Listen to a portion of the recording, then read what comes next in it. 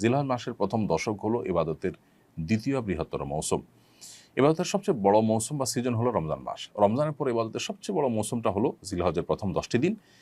এই 10টি দিনে আমল করা আল্লাহর কাছে যে কোনো সময়ের আমলের চাইতে প্রিয়। নবী সাল্লাল্লাহু আলাইহি সাল্লাম বলেছেন, সহিহ বুখারীতে বর্ণিত হয়েছে, মা মিন আইয়ামিন আল আমালুস সালিহ ফিহিন্না আহাব্বু ইলাল্লাহ মিন হাযিহিল আইয়াম। জিলহজের প্রথম দশকে আমল ইবাদত করলে এটা আল্লাহর কাছে যতটা প্রিয় হয়, অন্য কোনো সময় আমল ইবাদত করলে সেটা আল্লাহর কাছে এত প্রিয় হয় না। এজন্য এই দিনগুলোতে বিশেষভাবে আমাদের আমলের প্রতি মনোযোগী দিতে হবে। স্পেশালি জিকির বেশি বেশি করার পরে কোরআনের সূরা তওবাতে আল্লাহ নির্দেশ করেছেন। এবং সেই সাথে আইয়ামে তাশরিকের দিনগুলোতে তাকবীরে তাশরিক স্পেশালি বেশি বেশি করে পাঠ করা, আল্লাহু আকবার, আল্লাহু আকবার, লা ইলাহা ইল্লাল্লাহ, আল্লাহু আকবার, আল্লাহু আকবার, লিল হামদ।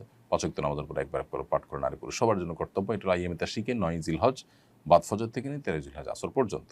আর এর বাইরে জিলহজের এই ১০ দিন জুড়েই ঘন ঘন বেশি বেশি করে তাকবীরে তাশরিক বেশি বেশি করে পাঠ করা, এটা সুন্নাহ। এবং সেই সাথে এই দিনগুলোতে আপনার নফল রোজা রাখা, প্রথম ৯টা দিন নফল রোজা রাখার পরেও আপনার বর্ণিত হয়েছে, গুরুত্ব আরোপ রয়েছে। এবং সবচেয়ে গুরুত্বপূর্ণ আমল হলো কোরবানি করা, হজ করা। এই দিনগুলোতে অনেক ধরনের আমলের কথাই কিন্তু আমাদেরকে বলা হয়েছে। বেশিরভাগ মানুষই রমজানের আমলের গুরুত্ব জানলেও জিলহজের প্রথম দশকের আমলের গুরুত্ব জানে না। কোরআনে কারিমে আল্লাহ তাআলা শপথ করেছেন, ওয়াল ফাজরি ওয়া লায়ালিন আশর ওয়াশ শাফা'i ওয়াল ওয়াতর, ফজরের শপথ এবং 10টি রাতের শপথ, জোড়া এবং বিজোড় রাতগুলোর শপথ। এই আয়াতের ব্যাখ্যায় বিশ্ববিখ্যাত তাফসীরকারক ইবনে আব্বাস রাদিয়াল্লাহু তাআলা আনহু বলেছেন, এখানে মূলত জিলহজের প্রথম 10টি রাতের কথা আল্লাহ তাআলা ইঙ্গিত করেছেন, শপথ করেছেন। তার মানে এই 10টি রাতের গুরুত্ব এবং মর্যাদা আল্লাহর কাছে এত বেশি, যেগুলোর নামে আল্লাহ তাআলা শপথ করেছেন। তো সেজন্য সেগুলোর উপর আমাদের বিশেষভাবে দায়িত্বশীল হতে হবে। রাফিদুল ইসলাম মুন্না লিখেছেন, কোরবানির 10 দিন আগে নখ কাটা যাবে কিনা? কোরবানির 10 দিন আগে তো নখ কাটতেই পারবেন। কোরবানির আপনার চাঁদ দেখা যাওয়ার আগে চুল, নখ ইত্যাদি কেটে কোরবানির পর্যন্ত সেটা আর না কেটে থাকা, এটাই হলো নির্দেশ না। অতএব 10 দিন আগে, তার মানে পহেলা জিলহজ শুরু হওয়ার আগে আমরা চুল, নখ ইত্যাদি কেটে শেষ করব, সেটা ঠিক আছে। কোরবানি না করে কোরবানির টাকা গরিবকে দান করার জন্য অনেকে উদ্বুদ্ধ করে। প্রত্যেক ঈদুল আজহার আগে একটা শ্রেণীর মানুষ এ নিয়ে সামাজিক যোগাযোগ মাধ্যমে লেখালেখি শুরু করে। এ ধরনের চিন্তা লালন করা শরীর দৃষ্টিকোণ থেকে কেমন কাজ? কোরবানি না করে কোরবানির টাকা দান করার কথা যারা বলেন, তাদের কাছে আমাদের প্রশ্ন যে তারা যখন হোটেলে বসে অনেক টাকা, রেস্টুরেন্টে বসে অনেক টাকা খরচ করে তারা খাবার গ্রহণ করেন, আড্ডা মারেন, পার্টি করেন, দামি দামি বার্গার খান, অন্যান্য খাবার খান, তারা কি তখন এটা মনে করেন না যে বার্গারের টাকাটা তো আমি অন্য কাজে খরচ করতে পারি, আমি চাইলে তো এই জায়গাটাতে আমি হালকা পাতলা কিছু খেয়েও চলতে পারি, মানে দামি কোনো কিছু খাওয়া তো জরুরি না, এত দামি রেস্টুরেন্টে এসে একটু কম দামি রেস্টুরেন্টে গেলাম আর এই টাকাটা, অতিরিক্ত টাকাটা আমি দান করে দিলাম, এটা তারা করতে পারেন না? দেখুন, এই মানুষগুলো মানবতার ভেকধারী। আমরা বারবার বলে থাকি, মানবতা এবং মানবাধিকার এটা এমন একটা মুখরোচক বিষয় যে এটার আড়ালে পশুত্বকে হার মানানো অমানবিক আচরণও আমাদের চোখে পড়ে না। সেগুলোকে ঢাকবার জন্য মূলত এই সমস্ত মুখরোচক স্লোগানগুলো দিয়ে থাকে এক শ্রেণীর মানুষ, সেটা দেশে, দেশের বাইরে সব জায়গায় আছে। যে ইসলাম আমাদেরকে কোরবানি করতে বলেছে, সেই ইসলাম আমাদেরকে আল্লাহর সন্তুষ্টির জন্য গরিব দুঃখীর মুখে আহার তুলে দেওয়া, সম্পদের জাকাত দেওয়া, রমজানে ফিতরা দেওয়া, খাদ্যদান কর্মসূচিতে অংশগ্রহণ করা, নানাবিধ ভালো কাজ করার জন্য উদ্বুদ্ধ করেছে। অতএব যে কোরবানি করে সে অন্য ভালো কাজও করে, আর যে কোনোটাই আসলে করে না সে কথা বলে বেশিরভাগ ক্ষেত্রেই এবং প্রশ্ন তোলে।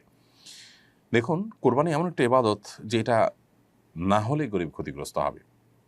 আমরা জানি যে গত কয়েক বছর ধরে আমাদের দেশে কোরবানির হার অনেক বেশি বেড়েছে। 2022 সালে কোরবানি হয়েছে প্রায় 90,000-এর বেশি গরু। 2023 সালে কোটির ঘরে পৌঁছেছে, 24 সালে এক কোটি কয়েক হাজারে পৌঁছেছে, কয়েক হাজারে পৌঁছেছে। আর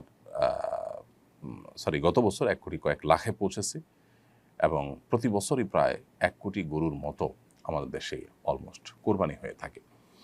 এই যে গরু না, গরু ছাগল মিলিয়ে 1 কোটির মতো কোরবানি হয়ে থাকে। এই যে কোরবানি হয়ে থাকে, ডয়েচে ভেলের রিপোর্ট বলছে যে 1 লক্ষ কোটি টাকার আদান প্রদান এবং লেনদেন হয়ে থাকে কোরবানির এই মৌসুমে, যেটা জাতীয় অর্থনীতির জন্য বিরাট বড় একটা মাইলফলক এবং অনেক বড় একটা অর্জন এবং অ্যাচিভমেন্ট। এবং এর সাথে কৃষকদের, গ্রামের গরিব অসহায় মানুষদের, অনেক বিধবাদের স্বার্থ জড়িয়ে আছে। আমরা অন্যান্য বছর দেশের বাহির থেকে ইন্ডিয়া থেকে গরু আমদানি করে তারপর কোরবানির যে চাহিদা সেটা মেটাতে হতো। আলহামদুলিল্লাহ গত বহু বছর যাবত আমাদের দেশীয় গরু দিয়ে যথেষ্ট হচ্ছে, দেশীয় পশু দিয়ে যথেষ্ট হচ্ছে কোরবানির কাজ করা। ১,০০,০০০ পশু মাত্র একদিনে জবে করতে হবে। তার জন্য হাজারো খামারি, কৃষক, চাষী তারা কিন্তু গরু, ছাগল এগুলো লালন-পালন করে, বড় করে, এরপরে সেগুলো বিক্রি করে তারা মুনাফা অর্জন করে। অর্থাৎ এই কোরবানিটা অনেক গরিবের স্বার্থকে রক্ষা করে। এরপর আসুন আমিষের যে প্রয়োজন সেটি অনেক গরিব অসহায় মানুষেরা সারা বছর মেটাতে পারেন না। কোরবানি তাদের আমিষের ঘাটতি পূরণের বা আমিষের প্রয়োজন পূরণের অন্যতম সূত্র বা অন্যতম মাধ্যম। এর বাইরে কোরবানিকে ঘিরে আরও যত রকমের ব্যবসা বাণিজ্য হয়ে থাকে, খড়কুটো, তারপরে গরুর খাবার, খৈল, ভুসি, তারপরে চাটাই, কামারদের সারা দেশে যত কামার আছে তাদের সবচেয়ে বেশি বিজনেসটা এই কোরবানির মৌসুমে হয়ে থাকে দাও, ছুরি, বটি, ধামা এগুলো ধার দেওয়া, তৈরি করা ইত্যাদি। এরপরে কাঠের গুঁড়ি তৈরি করে সেটাতে গোশত বানানো, কসাইদের ইনকাম, বহুবিধ শ্রেণীর মানুষ, এমনকি আজকাল তরুণরা অনেকে বিভিন্ন এলাকাতে ছোট, ছোট গরুর বিক্রি করার অনলাইন প্ল্যাটফর্ম, অফলাইন প্ল্যাটফর্ম বিভিন্নভাবে তারা তৈরি করে তারা বিজনেস করছে এবং তারাও উদ্যোক্তা হয়ে উঠছে। এটা যদি আরও সামনে আমরা বাড়াতে পারি তাহলে দেশের বাইরে আমরা রপ্তানি করতে পারবো। ইন্ডিয়া এবং ব্রাজিল, বহু দেশ, অস্ট্রেলিয়া, বহু দেশ তারা কিন্তু প্রচুর পরিমাণ গরুর গোশত বাইরে রপ্তানি করে। তারা কিন্তু বহু ছাগলের গোশত রপ্তানি করে। দুধ প্রচুর পরিমাণে হয়। আমরা কোরবানি যেই আপনার যেভাবে অগ্রসর হচ্ছে ২০২২, ২৩, ২৪, ৩ বছরের হিসাব যদি আমরা বেশ করে দেখি যে ৯০,০০০ বা ৯০,০০০ প্লাস, সেখান থেকে ১ কোটি, ১ কোটি কয়েক হাজার, ১ কোটি কয়েক লাখ, যেভাবে আমরা বাড়তে যাচ্ছে কোরবানির পরিমাণ এবং পুরো চাহিদাটা দেশেই আপনার পূরণ করার ব্যবস্থা হচ্ছে এবং উৎপাদন হচ্ছে, তাতে ইনশাআল্লাহ এই কোরবানি জাতীয় অর্থনীতিতে অনেক বড় ধরনের ভূমিকা ইতিমধ্যে যেটি রাখছে সেটা আরও অনেক বড় আকার ধারণ করবে ইনশাআল্লাহ তাআলা। আর যারা ইসলাম এবং মুসলমানদের ব্যাপারে যাদের অ্যালার্জি আছে তারা অনবরত সমালোচনা করেই যাবে, যারা জাতীয় অর্থনীতিতে তেমন কোনো অবদান হয়তো রাখার সুযোগই পায়নি। কোরবানি আমাদের সমাজে অনেক সময় সামাজিক মর্যাদার প্রতিযোগিতায় পরিণত হয়। কোরবানির এই বিচ্যুতি কীভাবে রোধ করা যায়? এটার জন্য ব্যাপকভাবে কোরবানির যে আসল মহিমা, কোরবানির আসল যে উদ্দেশ্য সেটা নিয়ে আলোচনা বাড়াতে হবে, এটার চর্চা বাড়াতে হবে।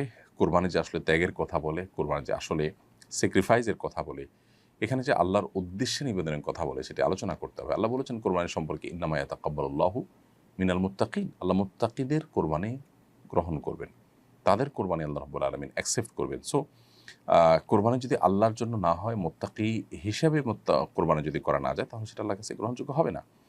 এবং এই বিচ্যুতি রোধ করার জন্য ব্যাপকভাবে আমাদের আলোচনা, পর্যালোচনা এটা সমাজে বাড়াতে হবে। এবং এ ধরনের কোরবানিকে নিয়ে আমরা দেখি যে পজিটিভ অনেক নিউজ করা হয় যে বড় গরু কোরবানি করেছে, এতগুলো বড় গরু কোরবানি করেছে, পলিটিক্যাল লিডাররা, তারপরে বিভিন্ন ব্যবসায়ীরা সামাজিক মর্যাদা বৃদ্ধি করবার জন্য তারা এটা প্রতিযোগিতা হিসাবে করে থাকেন। এগুলোর প্রচার প্রসার সমাজের মধ্যে